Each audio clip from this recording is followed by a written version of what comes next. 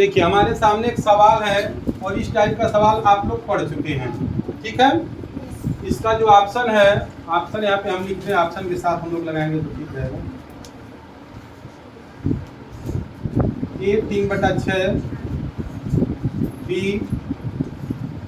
4/8 और सी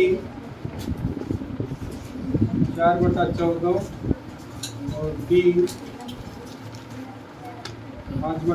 7/5। ठीक है, ये 4 ऑप्शन मिल गया हम लोगों को। सवाल कर है कि अमित को एक बाल्टी संतरे का 5/7 भाग दिया गया। एक बाल्टी में संतरा रखा हुआ है और उस संतरे का 5/7 भाग किसको दे दिया गया? अमित को दे दिया गया। तो बाल्टी में कितना भाग संतरा बचा यही बताना है। तो बाल्टी में कितना भाग संतरा बचा? देखिए ऑप्शन हम लोग के सामने है 3/6 भाग, 4/8 भाग, 4/14 भाग और 7/5 भाग। तो ऑप्शन है हमारे सामने 3/6 भाग, 4/8 भाग, 4/14 भाग और 7/5 भाग। इसमें से कौन सही है यही बताना है, ठीक है ना। कितने लोगों को ये सवाल आ रहा है? कितने लोग इसका उत्तर बता सकते हैं? और कोई?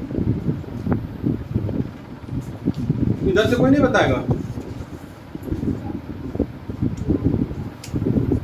क्या कठिन लग रहा है तुम लोगों को? कि एक अमित को एक बाल्टी संतरे का 5/7 भाग दे दिया गया। तो बाल्टी में कितना भाग बचा ये तो बताना है। बाल्टी में कितना भाग बचा है यही बताना है। किसी को नहीं आ रहा इस रो में? किसी को नहीं? उनको भी नहीं? इधर बिल्कुल नहीं। इधर किसी को? इधर किसी को? किसी को नहीं, केवल एक स्टूडेंट को। और ये इस टाइप का सवाल कई बार तुम लोग को बता चुके हैं। अरे इसमें है क्या? 5/7 उसको दे दिया गया, यानी कि 7 में से 5 दे दिया गया उसको। तो बचा कितना? 2/7 बचा कि नहीं बचा? 7 में से 5 दे दिया गया तो कितना बचा? 2, यानी कि 2/7 बचा। कितना बचा?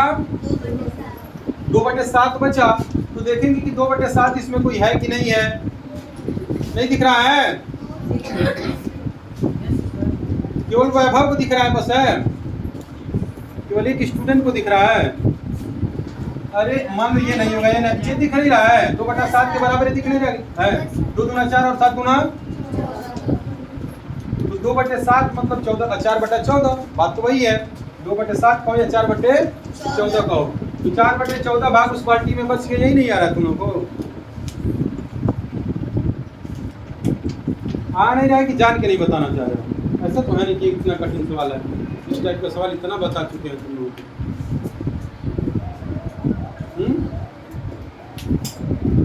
कि जितना उसमें से निकल जाता है। ये 5/7 है, मतलब 7 में से 5 बाहर हो गया। तो जो बचा है 2 बचा है, 2/7 बचा है। तो 2/7 अगर हम देखते हैं नहीं है तो फिर उसके इक्विवेलेंट फ्रैक्शन कौन है ये देख लेते हैं। 2 बार मल्टीप्लाई करेंगे। हो सकता है यहाँ पे हम 2 तिहाई 6 लिख दिए होते और 7 त्रिका 21 लिख दिए होते, ये भी उतना ही है। हो सकता है 2 चौका 8 लिख दिए होते और 7 चौका 28 लिख दिए होते, बात वही है। तो ये देखेंगे हम, ये अगर हमारा तो ये तो तुरंत पता चल जाएगा यहीं पे कि 7 में से 5 निकल गया तो कितना बचा?